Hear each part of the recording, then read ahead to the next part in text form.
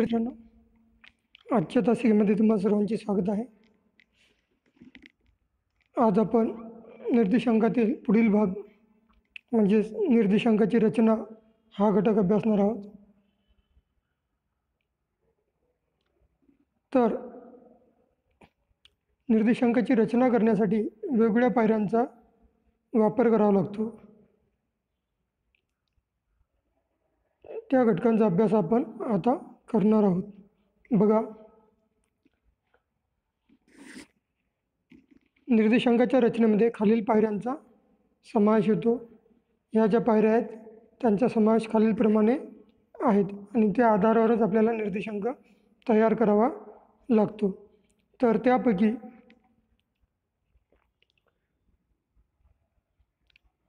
पहिला जो मुख्य उद्देश आहे किंवा रचना आहे किंवा त्याला पायरी असे जरी म्हटले तर ती आहे की किंमत निर्देशांकाचा हेतू.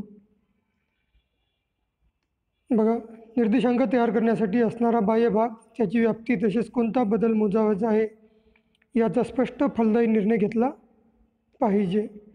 म्हणजेच कुठल्याही घटकाचा आपल्याला जर निर्देशांक तयार करावायचा असेल तर त्याचा बाह्य भाग, तसेच त्याची व्याप्ती आणि कोणता बदल मोजायचा आहे हे तीन घटक आधी आपल्याला लक्षात घ्यावे लागेल. म्हणजे जर असं आपल्याला उत्पन्न निर्देशांक मोजायचा असेल, आयात निर्यात निर्देशांक मोजायचा असेल किंवा श्रम निर्देशांक, भांडवल निर्देशांक यापैकी कुठल्याही एका निर्देशांकाचा अभ्यास करावायचा असेल तर त्याचा बाह्य भाग, त्याची व्याप्ती, तसेच त्यातील कुठला बदल आपल्याला मोजायचा आहे, किंमत पातळीमधील किंमत वाढ मोजायची आहे, किंमत घट मोजायची आहे, म्हणजे ह्या सर्व घटकांचा अभ्यास आपल्याला समोर ठेवून त्या निर्देशांकाचा जो हेतू आहे तो आधी निश्चित करावा लागेल. आणि हे सर्व घटक लक्षात घेतल्यावरच त्याचा जो निर्णय आहे तो निर्णय घ्यावा लागतो.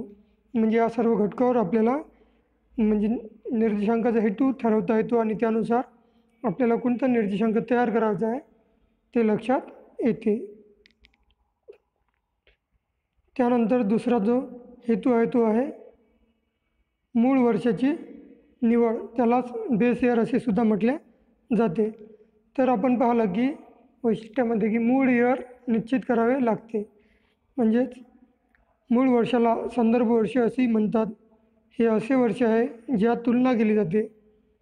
मूळ वर्ष हे सर्वसाधारण वर्ष असावे, जसं की ते नैसर्गिक आपत्ती, युद्धजन्य परिस्थिती, आणीबाणी इत्यादींनी मुक्त असावे आणि मूळ वर्ष अतिशय मागचे नसावे.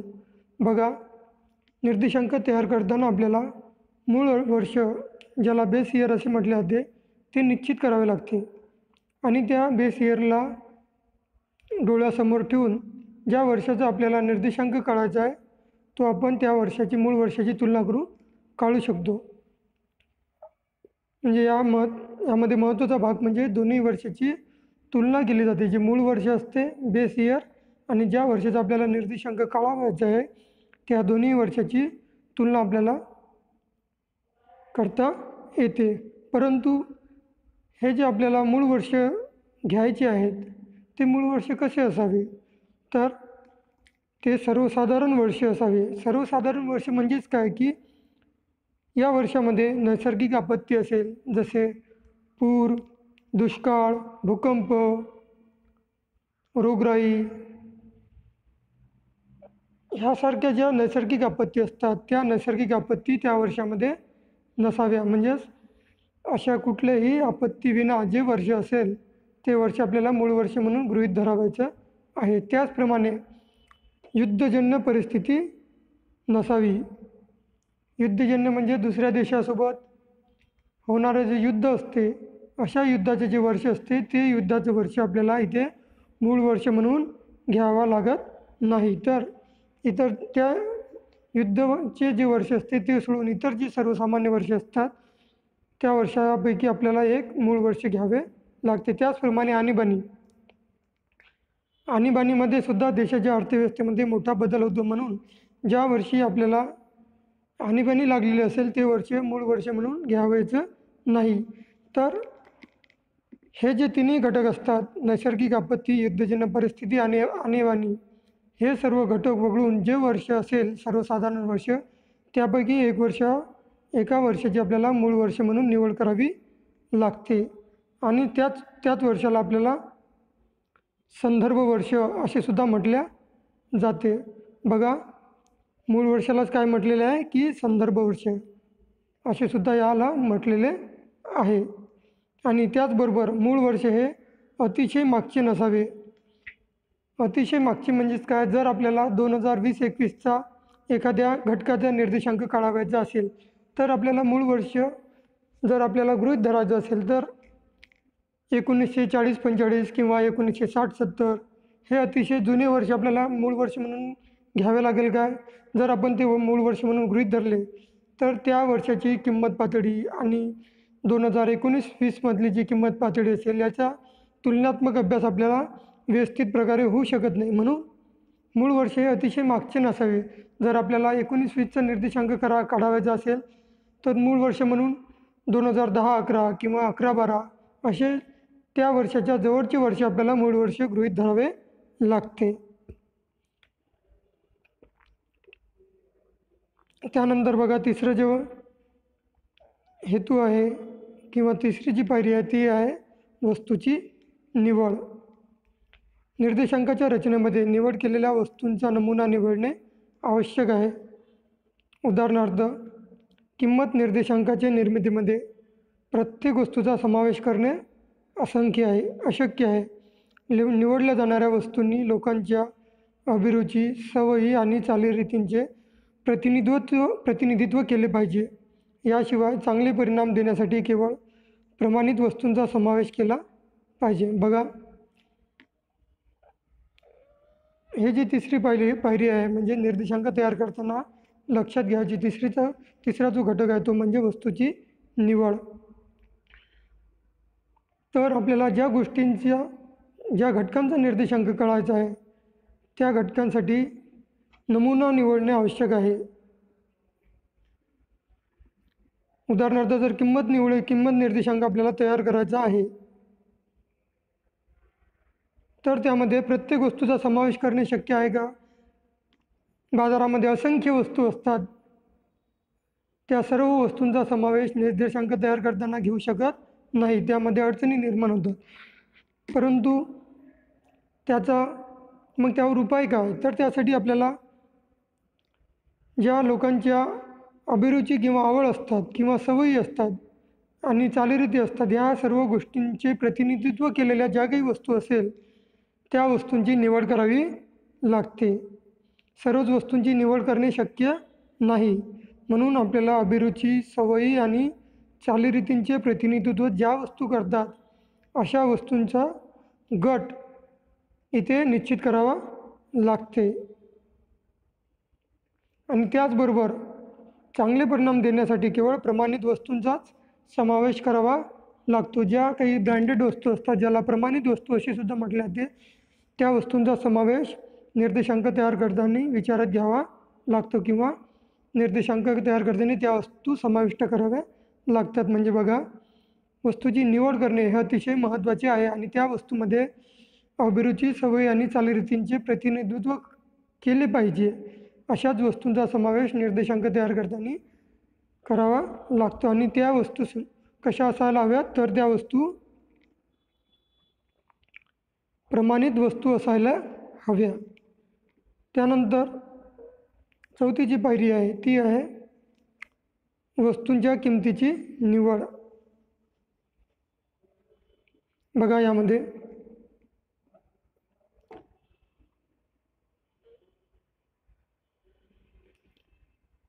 निवडलेल्या वस्तूंच्या किमती एकाच बाजारात दुकान परत्वे व स्थान परत्वे बदलण्याची शक्यता आहे. म्हणजेच ज्या काही वस्तू आपण निवडलेल्या असेल त्या वस्तू एकाच बाजारामध्ये, जर आपण स्थानिक बाजाराचा कोपरगावचा विचार केला, जर एखादी वस्तू असेल XYZ जी काही वस्तू असेल त्या वस्तूची किंमत ही दुकान परत्वे वेगवेगळी असते. जर आपण टी व्हीचं उदाहरण घेतलं, एका विशिष्ट कंपनीची टी व्ही आहे.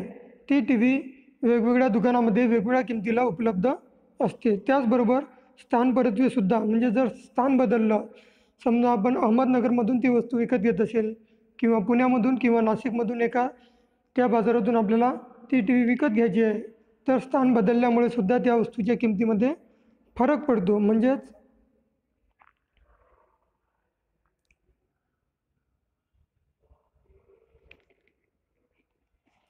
ज्या काही वस्तू आपण विकत घेतो किंवा निवडतो, त्या वस्तू एकाच बाजारामधील दुकानामध्ये किंवा स्थानपरत्वे बदलण्याची शक्यता असते. म्हणून किमतीचे जे दरपत्रक असते ते निष्पक्षपातीपणे चांगल्या दुकानातून मिळवणे योग्य असते. आता प्रत्येक दुकानामध्ये त्या वस्तूची किंमत वेगळी असेल किंवा स्थानपरत्वेसुद्धा त्या वस्तूची किंमत बदलू शकते. म्हणून हा जो बदल टाळण्यासाठी आपल्याला त्या वस्तूंची निवड करण्यासाठी किंवा किंमत निश्चित करण्यासाठी जे चांगले क्वालिटीचे दुकान असेल, मार्केटमधले नावाजलेले दुकान असेल, अशा दुकानामधली जे दरपत्रक असते ते दरपत्रक निष्पक्षपातीपणे मिळवावे लागते. त्याचबरोबर अचूकता राखण्यासाठी प्रातिनिधिक स्थळे व व्यक्तींची निवड करणे गरजेचे आहे. म्हणजेच आपल्याला निर्देशांक तयार करण्यासाठी अचूक आपल्याला निर्देशांक तयार करायचा आहे. त्यासाठीच आपल्याला प्रातिनिधिक स्थळे व व्यक्तींची निवड करणे आवश्यक आहे किंवा क्रमप्राप्त आहे. यावरून तुमच्या लक्षात आलं असेल की वस्तूच्या किमती ह्या वेगवेगळ्या बाजारामध्ये किंवा वेगवेगळ्या स्थानपरत्वे बदलतात आणि त्यामुळे निर्देशांक तयार करण्यासाठी जे प्रातिनिधिक बाजार असतात की जिथे या वस्तूची किंमत योग्य दरामध्ये उपलब्ध असते, अशा ठिकाणाहून आपल्याला दरपत्रक मिळवावे लागते आणि प्रातिनिधिक स्थळांची आणि व्यक्तींची निवड करणे आवश्यक असते. त्यानंतर पाचवी जी पायरी आहे किंवा पाचवा जो हेतू आहे तो आहे योग्य सरासरीची निवड. निर्देशांकाची रचना तयार करण्यासाठी अंकगणितीय मध्याचा वापर केला जातो, कारण तुलनात्मकदृष्ट्या त्यांची गणना करणे सोपे असते. बघा, आता निर्देशांक तयार करण्यासाठी वेगवेगळ्या माध्यमाचा वापर केला जातो. तर मुख्यत्वे निर्देशांक तयार करण्यासाठी अंकगणितीय मध्याचा वापर केला जातो. या आधीच्या वर्गामध्ये आपण अभ्यासलं. मध्य, गणितीय मध्य, चतुर्थक, दशमक असे वेगवेगळे घटक अभ्यासलेले आहेत. तर निर्देशांक तयार करण्यासाठी आपल्याला काय करावं लागते की अंकगणितीय मध्याचा वापर करावा लागतो, कारण त्यामुळे तुलनात्मकदृष्ट्या त्याची गणना करणे काय होते, सोपे जाते. दोन्ही घटकांचा तुलना करण्यासाठी जर आपण अंकगणितीय मध्याचा वापर केला तर ते दोन्ही घटकांची तुलना करणे सोपे जाते. म्हणून योग्य सरासरीची निवड करणे आवश्यक आहे. त्यानंतर आहे योग्य भाराची निवड करणे. निर्देशांकाच्या निर्मितीत वेगवेगळ्या वस्तूंच्या भारांना विशेष महत्त्व असते. भारांश हे दोन प्रकारचे असतात, एक संख्यात्मक भार म्हणजेच क्यू आणि मूल्यभार P/Q. सर्व वस्तूंना समान महत्त्व नसल्यामुळे विशिष्ट भाराने अधिक चांगले परिणाम मिळू शकतात. बघा, निर्देशांक तयार करण्यासाठी महत्त्वाची पायरी म्हणजे काय आहे, योग्य भाराची निवड करणे. तर सर्वच वस्तूंना सारखे महत्त्व नसते, म्हणून वेगवेगळ्या वस्तूंना वेगवेगळे भार दिले किंवा वेगवेगळ्या भारांकाच्या त्या वस्तू असतात आणि त्यामुळे भारांक हे कसे असतात, दोन प्रकारचे असतात. एक संख्यात्मक भार, त्यालाच क्वांटिटी Q, आणि दुसरा आहे मूल्यभार, त्यालाच P/Q, प्राईस गुणिला क्वांटिटी, त्यालाच मूल्यभार असेच म्हटले जाते. म्हणजेच भारांक कसे असतात, दोन प्रकारचे असतात. एक आहे संख्यात्मक भार आणि दुसरा आहे मूल्यभार. बघा, संख्यात्मक भार आणि मूल्यभार हे दोन भारांकाचे प्रकार आहेत. त्यामुळे सर्व वस्तूंना समान महत्त्व नसल्यामुळे विशिष्ट भाराने अधिक चांगले परिणाम मिळू शकतात. म्हणून योग्य भाराची निवड करणे आवश्यक आहे. आपल्याला निर्देशांक तयार करण्यासाठी आपल्याला संख्यात्मक भाराने ते निर्देशांक तयार करायचे आहे की मूल्य भाराने ते निर्देशांक तयार करायचे आहे, याची निवड करणे प्रथमतः आवश्यक आहे. त्यानंतर 7वीची पायरी आहे ती आहे योग्य सूत्रांची निवड करणे. बघा, आता या सर्व गोष्टी आपण विचारात घेतल्या. निर्देशांक आपल्याला वस्तू निवडल्या, भारांक निवडले, सर्व तयार झालं. परंतु आता 7वीची पायरी ती आहे योग्य सूत्रांची निवड करणे. निर्देशांकाची रचना करण्यासाठी अनेक सूत्रांचा वापर केला जातो. त्यापैकी योग्य सूत्रांची निवड केली जाते. योग्य सूत्रांची निवड ही निर्देशांकाचा हेतू आणि आकडेवारीची उपलब्धता यांच्यावर अवलंबून असते. बघा, आता सर्व पायऱ्या आपल्या निश्चित झालेल्या आहेत. आता निर्देशांक तयार करायचा आहे, परंतु त्यासाठी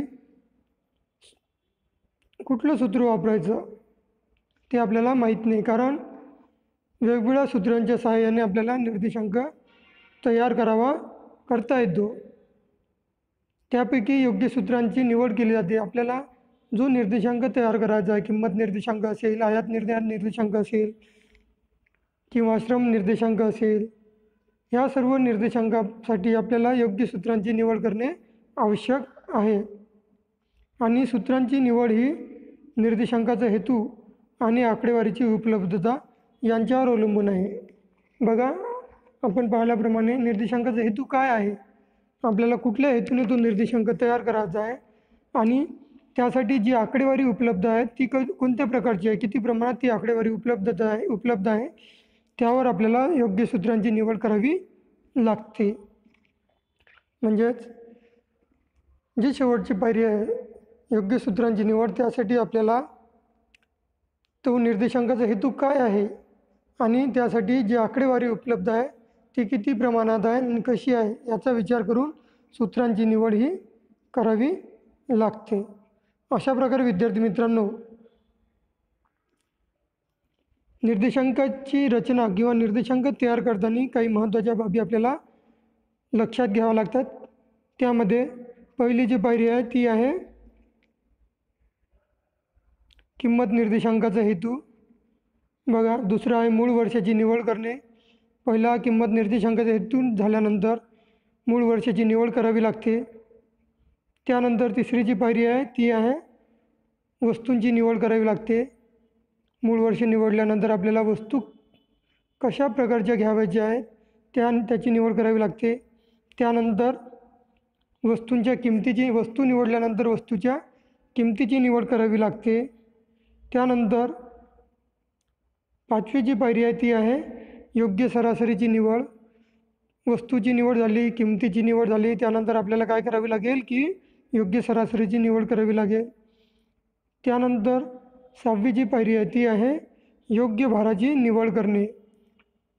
आपल्याला संख्यात्मक भाराने ते निर्देशांक काढायचा आहे की मूल्य भाराने काढायचा आहे ते निश्चित करावे लागते. आणि 7वी जी पायरी आहे ती आहे म्हणजे महत्त्वाची की योग्य सूत्रांची निवड करणे.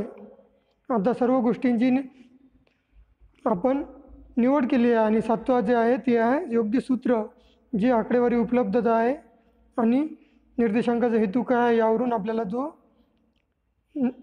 ते जे सूत्र आहे ते आपल्याला निश्चित करावं लागते. अशा प्रकारे विद्यार्थी मित्रांनो, निर्देशांक तयार करताना आपल्याला या सर्व गोष्टी विचारात घ्याव्या लागतात. त्यानंतर बघा, ह्या सर्व गोष्टी आपण विचारात घेतल्या त्यानंतर आपल्याला निर्देशांक रचनाच्या पद्धती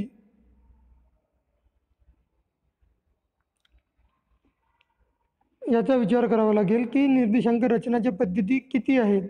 बघा, निर्देशांक रचनेच्या 2 पद्धती आहे. एक आहे साधा निर्देशांक आणि दुसरा आहे भारान्वित निर्देशांक.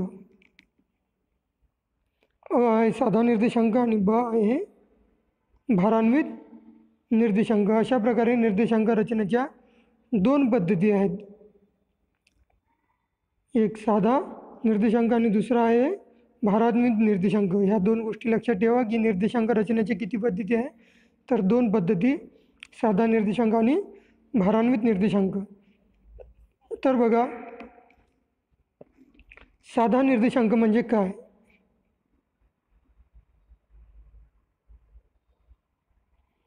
या पद्धतीमध्ये प्रत्येक वस्तूला समान महत्त्व दिले जाते. निर्देशांक तयार करण्यासाठी ही पद्धत सर्वात सोपी आहे. म्हणून ही पद्धत खालील प्रकारच्या निर्देशांकासाठी वापरली जाते. या साधा निर्देशांक या शब्दावरूनच आपल्याला लक्षात आलं असेल की या पद्धतीमध्ये प्रत्येक वस्तूला समान महत्त्व दिले जाते.